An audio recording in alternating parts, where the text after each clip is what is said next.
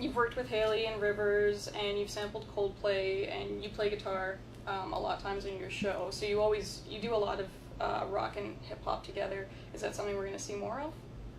I definitely would say we'll definitely see a lot more newer ideas in that realm of music. A lot of that is something I kind of do just naturally because during the process I gravitate towards it, and I just want to kind of create what I would like to hear if I was like an artist like Coldplay or an artist like Gorillaz, or you know what I mean. It's kind of like I like it. Because a lot of the time you listen to it and you're like, oh, that's cool, and then you just go back to making what you're doing. But me, I'm like, nah, I want to make it and listen to my song and enjoy it as much as I like listening to like Foo Fighters or like, Eminem or somebody, And it's a risk to put the two together. It's riskier than just staying safe and just doing a straight hip hop album. But lucky for me, when it goes bad, I can just keep it in my studio and nobody hears it. Someone that you worked with who's one of my favorite artists is Lupe Fiasco. Yeah, Lupe. I learned a lot from Lupe. You guys are good friends. It came out that his version of Nothing on You wasn't used and yours was, and he gave an interview where he said that was really hard for him to hear from the label. Did you guys ever talk about that? No, we actually never spoke about it. But as an artist, it's one of those things where you just kind of already know what it is, so it's really nothing to say. But in the music industry, it really does. A lot of things happen like that. I remember in the movie Country Strong, there was a scene where the main character wanted to get a song, it's not really the same situation, but it's just something similar. But the one lady wanted a song, but the CEO of the record label was like, no, we want to give it to her. Yeah. And it's like, and she didn't get the song, so it's always things that happen behind the doors. But at the end of the day, I feel like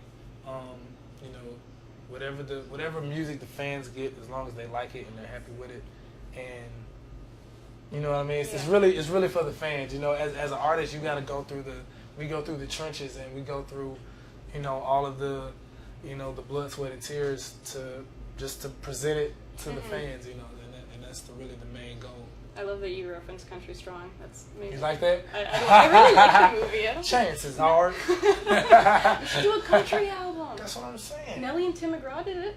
I know, right? We should do it. It went well. Me and Bjork are gonna make a country album. An Icelandic country album. Icelandic country. With Lil ATO. One other thing I want to talk to you about is last night you brought Playboy Trey on the stage. Yes. He's someone that you've been with for a long time. Yes. You're now in a position where rap is such a community-based genre, where you're in a position where you can help artists that you think should be big. Is that something that you really want to focus on? Whereas other artists like T.I. have helped you in the past?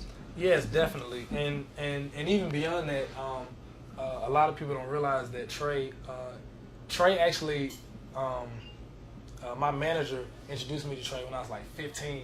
Yeah. And he listened to the music, and it wasn't the greatest. And neither was my rap name, but yeah. Can you just? I will never willingly disclose my old rap name. If you just find it, then that's up to you. I've looked.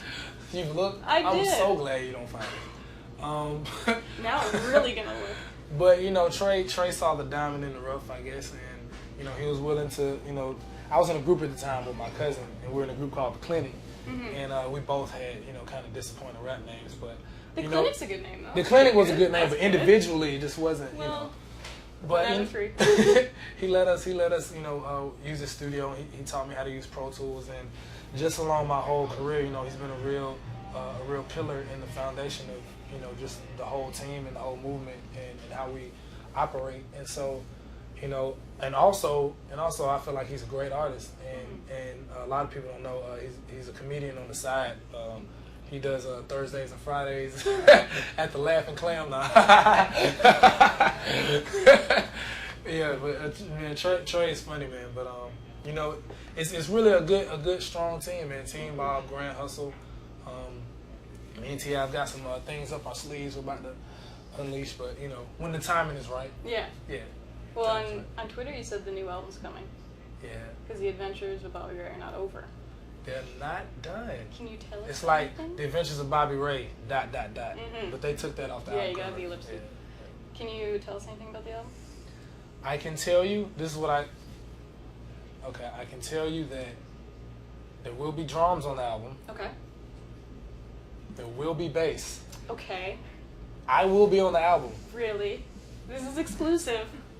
And I can tell you that I'm keeping the title of the album undisclosed. Okay. And I'm keeping the features undisclosed. Okay. And it's going to be a great album. Well, that I knew. I didn't have to ask you that. Do you have like a date? Like A date? fall-ish? Okay, I'll say this. I can say that there will be new music this year. Okay. This year. Another mixtape? We will, in some form. Yeah. Well, I might just create something new. Yeah. You know how you have the EP and then you have the mixtape and the album and the bonus tracks. I'm gonna do something new. You know what I mean? It's gonna be different. I don't know what it is yet, but.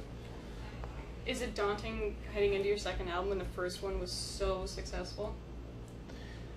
Well, because my album is mostly finished now, and from what I'm hearing, I'm more impressed by what I'm working on now. That's good.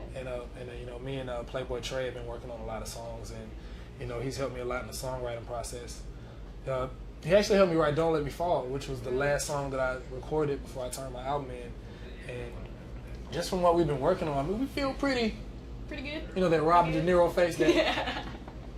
Yeah.